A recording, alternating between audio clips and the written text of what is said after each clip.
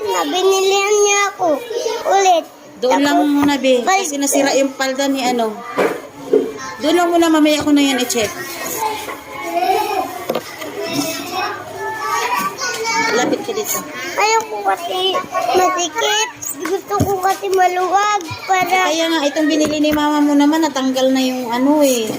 Lagyan na lang natin ng stapler na lang natin kasi wala akong makitang ano, perdibli. Stapler na lang. Gamitan na lang natin ng stapler para ano itong ano. Sabihin mo si mama mo, kapag bilihan ka ng ano, Sabi niya daw, pag uwi na daw kami, bibilihan na daw ako ng, daw ulit.